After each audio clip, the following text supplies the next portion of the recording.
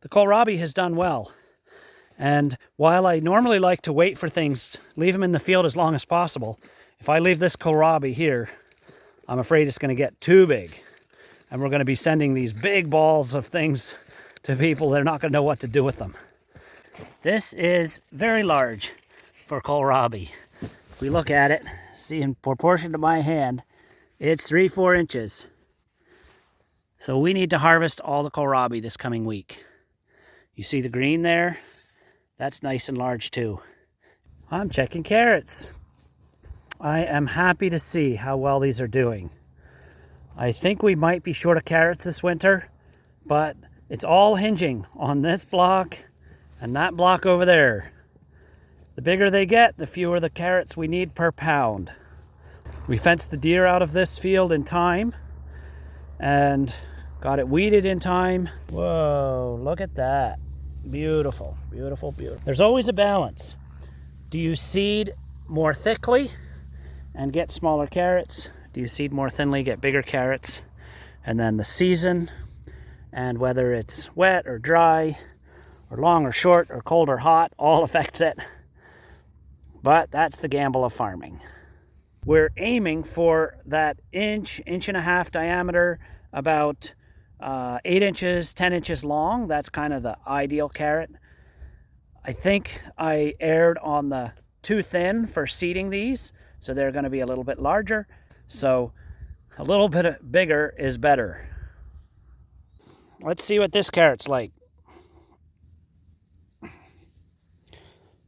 It broke off at the bottom, but it's got two.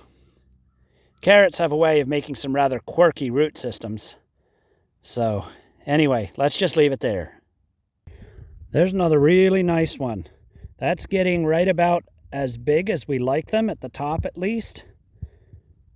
Looks like we're going to have some broccoli next week. The dry weather kind of got the better of the broccoli this fall, but last year it all rotted from being too wet.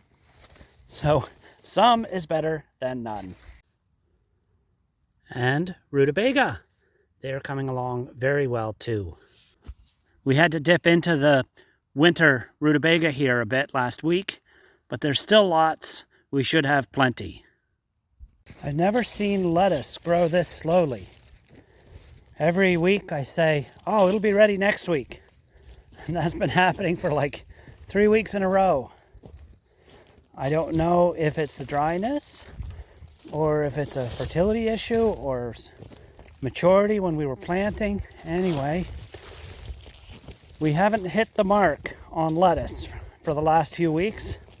However, we've got this group of late seeded radish, white salad turnip, and salad mix. The cover gives it a little bit more warmth and protection. And if we peer underneath, look at that. Very nice salad mix.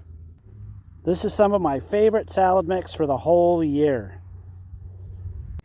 We have some fall radish coming along.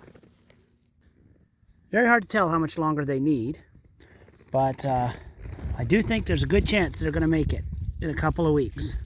You can see the bulbs are about 1/2 inch there. So far so good on the Brussels sprouts.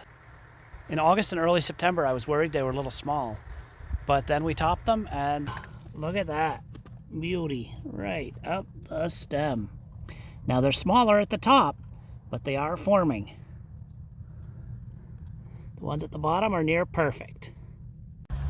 I hate to walk too deeply in the patch because I can't walk anywhere without breaking leaves. And those leaves are precious to help those little Brussels sprouts size up. And cabbage. A lot of these heads are perfect for a 2-person family, but we have a few that'll be really good for a 4-person family, which is awesome. Fennel is coming along nicely, but it's a little small. Interestingly, we ran out of room at the other field, and so we planted this fennel and these rutabaga only a week after the other ones. Some of them are sizing up, but there's quite a few that are still quite small. It's interesting to see what just 1 week does when you're headed into the fall. Look at those beautiful sugar maple. These just glow with orange and reds every fall. They're just amazing. And my bird of the day is a blue-headed vireo. I'm finding that taking video of birds in the fall is really challenging. In the spring, they're often sitting on a limb singing, they're establishing their territory. But in the fall, it seems that they're always moving, looking for insects or one thing or another.